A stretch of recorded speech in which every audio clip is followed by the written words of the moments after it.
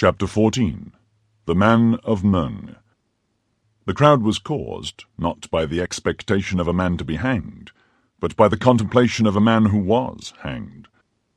The carriage, which had been stopped for a minute, resumed its way, passed through the crowd, threaded the Rue Saint-Honoré, turned into the Rue des Bons Enfants, and stopped before a low door. The door opened. 2 guards received Bonacieux in their arms from the officer who supported him. They carried him through an alley, up a flight of stairs, and deposited him in an antechamber. All these movements had been effected mechanically, as far as he was concerned. He had walked as one walks in a dream. He had a glimpse of objects, as through a fog. His ears had perceived sounds without comprehending them. He might have been executed at that moment without his making a single gesture in his own defence, or uttering a cry to implore mercy. He remained on the bench, with his back leaning against the wall, and his hands hanging down, exactly on the spot where the guards placed him. On looking around him, however, as he could perceive no threatening object, as nothing indicated that he ran any real danger, as the bench was comfortably covered with a well-stuffed cushion, as the wall was ornamented with a beautiful Cordova leather, and as large red damask curtains, fastened back by gold clasps, floated before the window, he perceived by degrees that his fear was exaggerated, and he began to turn his head to the right and the left, upward and downward. At this movement, which nobody opposed, he resumed a little courage, and ventured to draw up one leg and then the other. At length, with the help of his 2 hands, he lifted himself from the bench, and found himself on his feet. At this moment, an officer with a pleasant face opened a door, continued to exchange some words with a person in the next chamber, and then came up to the prisoner. "Is your name Bonacieux?" said he. "Yes, Monsieur Officer," stammered the mercer, more dead than alive. "At your service." "Come in," said the officer.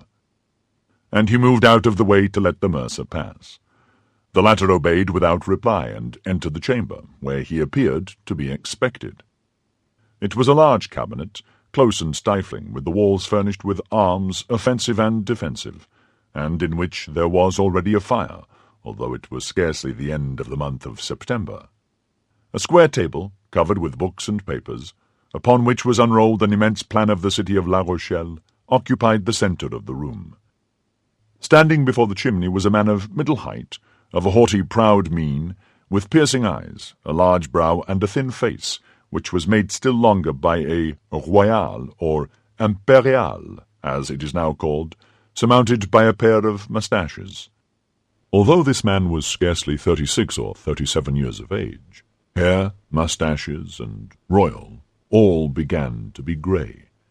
This man, except a sword, had all the appearance of a soldier, and his buff boots, still slightly covered with dust, indicated that he had been on horseback in the course of the day. This man was Armand Jean Duplessis, Cardinal de Richelieu, not such as he is now represented, broken down like an old man, suffering like a martyr, his body bent, his voice failing, buried in a large armchair, as in an anticipated tomb, no longer living but by the strength of his genius, and no longer maintaining the struggle with Europe, but by the eternal application of his thoughts, but such as he really was at this period. That is to say, an active and gallant cavalier, already weak of body, but sustained by that moral power which made of him one of the most extraordinary men that ever lived, preparing, after having supported the Duc de Nevers in his duchy of Mantua, after having taken Nîmes, Castres, and Uzès, to drive the English from the Isle of Ré, and lay siege to La Rochelle. At first sight, nothing denoted the cardinal, and it was impossible for those who did not know his face to guess in whose presence they were. The poor mercer remained standing at the door, while the eyes of the personage we have just described were fixed upon him, and appeared to wish to penetrate even into the depths of the past. "Is this that Bonacieux?" asked he after a moment of silence. "Yes, Monseigneur," replied the officer. "That's well. Give me those papers and leave us." The officer took from the table the papers pointed out, gave them to him who asked for them, bowed to the ground and retired. Bonacieux recognized in these papers his interrogatories of the Bastille. From time to time the man by the chimney raised his eyes from the writings, and plunged them like poniards into the heart of the poor mercer. At the end of 10 minutes of reading and 10 seconds of examination, the cardinal was satisfied. "That head has never conspired," murmured he, "but it matters not. We will see." "You are accused of high treason," said the cardinal slowly. "So I have been told already, monseigneur," cried Bonacieux, giving his interrogator the title he had heard the officer give him, "but I swear to you that I know nothing about it." The cardinal repressed a smile. "You have conspired with your wife, with Madame de Chevreuse, and with my lord Duke of Buckingham." "Indeed, monseigneur," responded the mercer, "I have heard her pronounce all those names." "And on what occasion?" "She said that the Cardinal de Richelieu had drawn the Duke of Buckingham to Paris to ruin him and to ruin the Queen." "She said that?" cried the cardinal with violence. "Yes, monseigneur, but I told her she was wrong to talk about such things, and that his Eminence was incapable." "Hold your tongue, you are stupid," replied the cardinal. "That's exactly what my wife said, monseigneur." "Do you know who carried off your wife?" "No, monseigneur." "You have suspicions, nevertheless." "Yes, monseigneur. But these suspicions appeared to be disagreeable to Monsieur the Commissary, and I no longer have them." "Your wife has escaped. Did you know that?" "No, monseigneur. I learned it since I have been in prison, and that from the conversation of Monsieur the Commissary, an amiable man." The cardinal repressed another smile. "Then you are ignorant of what has become of your wife since her flight?" "Absolutely, monseigneur. But she has most likely returned to the Louvre." "At 1 o'clock this morning she had not returned." "My God! What can have become of her, then?" "We shall know. Be assured. Nothing is concealed from the cardinal. The cardinal knows everything." "In that case, monseigneur, do you believe the cardinal will be so kind as to tell me what has become of my wife?" "Perhaps he may. But you must, in the first place, reveal to the cardinal all you know of your wife's relations with Madame de Chevreuse." "But, monseigneur, I know nothing about them. I have never seen her." "When you went to fetch your wife from the Louvre, did you always return directly home?" "Scarcely ever. She had business to transact with linen drapers, to whose houses I conducted her." "And how many were there of these linen drapers?" "2, monseigneur." "And where did they live?" "One in Rue de Vaugirard, the other Rue de l'Arbre." "Did you go into these houses with her?" "Never, monseigneur. I waited at the door." "And what excuse did she give you for entering all alone?" "She gave me none. She told me to wait, and I waited." "You are a very complacent husband, my dear Monsieur Bonacieux," said the cardinal. "He calls me his dear monsieur," said the mercer to himself. "Peste, matters are going all right." "Should you know those doors again?" "Yes." "Do you know the numbers?" "Yes." "What are they?" "Number 25 in the Rue de Vaugirard, 75 in the Rue de l'Arbre." "That's well," said the cardinal. At these words he took up a silver bell and rang it. The officer entered. "Go," said he in a subdued voice, "and find de Rochefort. Tell him to come to me immediately, if he has returned." "The Count is here," said the officer, "and requests to speak with your Eminence instantly." "Let him come in, then," said the cardinal quickly. The officer sprang out of the apartment with that alacrity which all the servants of the cardinal displayed in obeying him. "To your Eminence," murmured Bonacieux, rolling his eyes round in astonishment. 5 seconds had scarcely elapsed after the disappearance of the officer when the door opened and a new personage entered. "It is he!" cried Bonacieux. "He? What he?" asked the cardinal. "The man who abducted my wife." The cardinal rang a second time. The officer reappeared.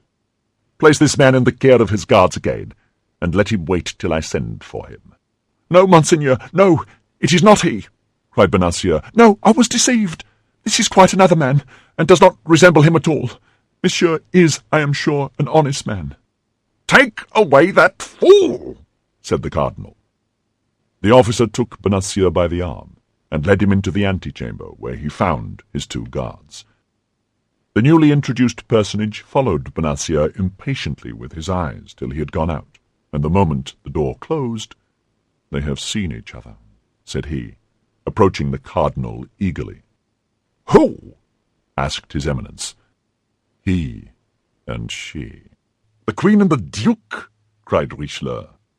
"Yes." "Where?" "At the Louvre." "Are you sure of it?" "Perfectly sure." "Who told you of it?" "Madame de Lannoy, who is devoted to your Eminence, as you know." "Why did she not let me know sooner?" "Whether by chance or mistrust, the Queen made Madame de Surgis sleep in her chamber and detained her all day." "Well, we are beaten. Now let us try to take our revenge." "I will assist you with all my heart, Monseigneur.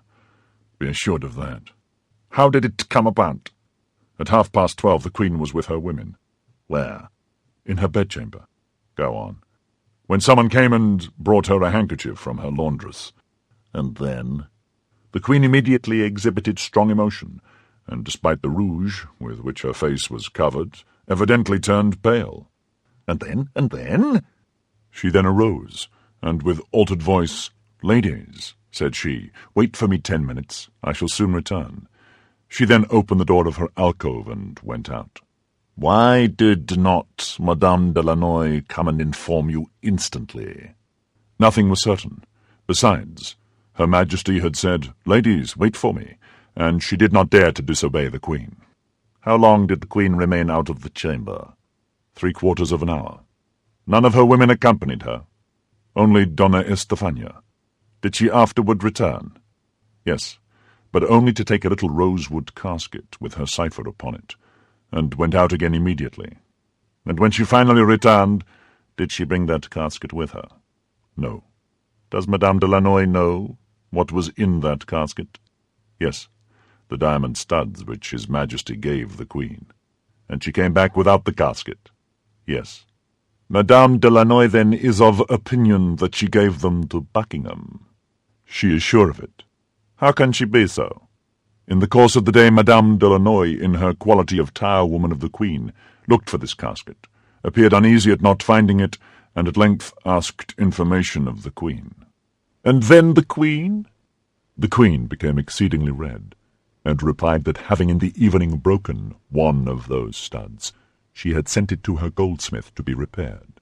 "He must be called upon, and so ascertain if the thing be true or not." "I have just been with him." "And the goldsmith?" "The goldsmith has heard nothing of it."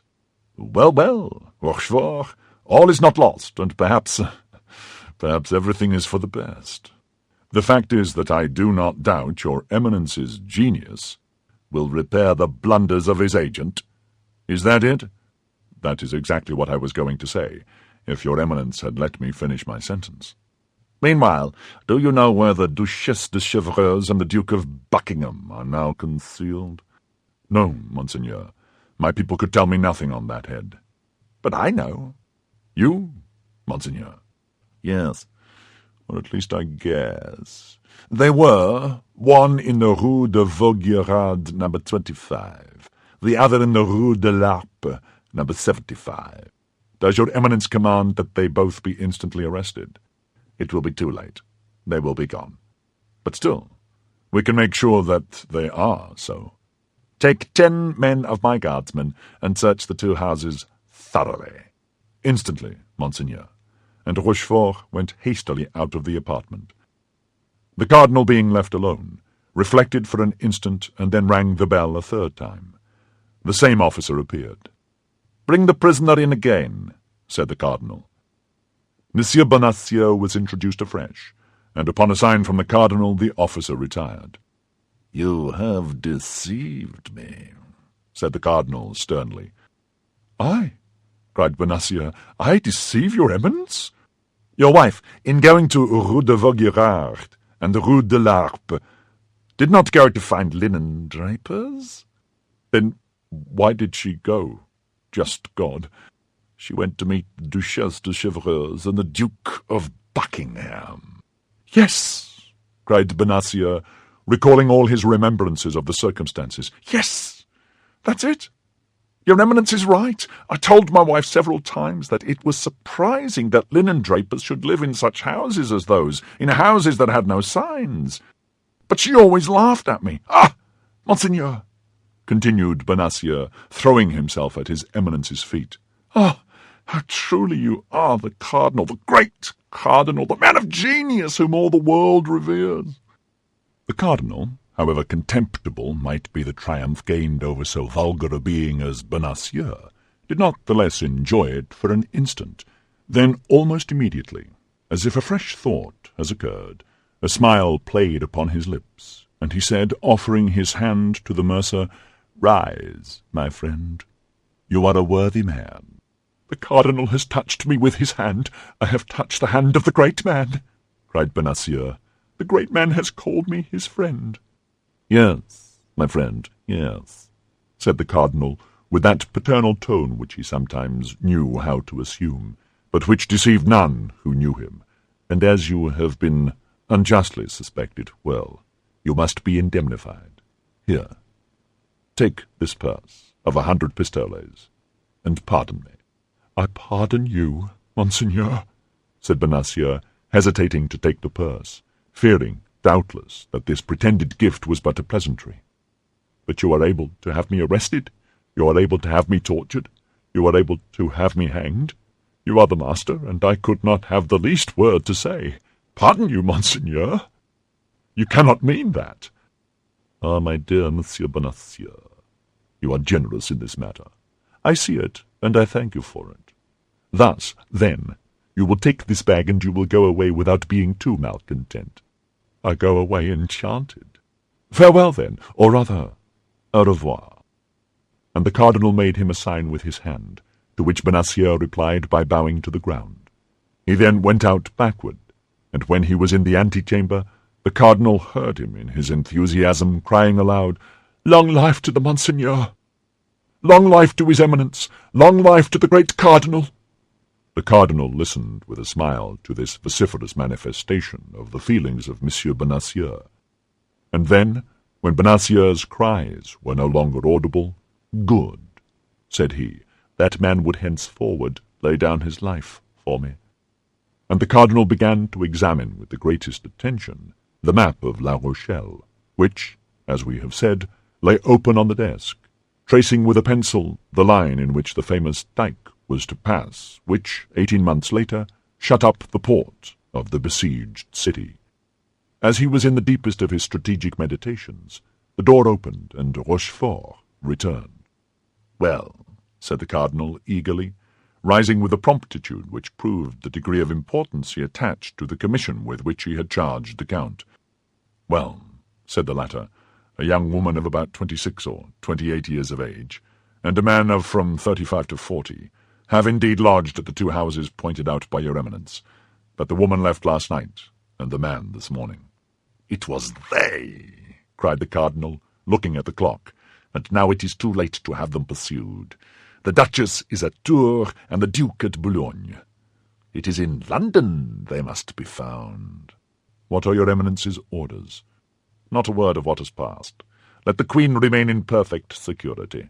Let her be ignorant that we know her secret. Let her believe that we are in search of some conspiracy or other. Send me the Keeper of the Seals, Seguier." "And that man, what has your Eminence done with him?" "What man?" asked the Cardinal. "That Bonacieux. I have done with him all that could be done. I have made him a spy upon his wife." The Comte de Rochefort bowed like a man who acknowledges the superiority of the master as great, and retired. Left alone, the Cardinal seated himself again and wrote a letter, which he secured with his special seal. Then he rang. The officer entered for the 4th time. "Tell Vitré to come to me," said he, "and tell him to get ready for a journey." An instant after, the man he asked for was before him, booted and spurred. "Vitré," said he, "you will go with all speed to London. You must not stop an instant on the way. You will deliver this letter to Milady. Here is an order for 200 pistoles. Call upon my treasurer and get the money. You shall have as much again if you are back within 6 days, and have executed your commission well." The messenger, without replying a single word, bowed, took the letter, with the order for the 200 pistoles, and retired. Here is what the letter contained. "Milady, be at the first ball at which the Duke of Buckingham shall be present.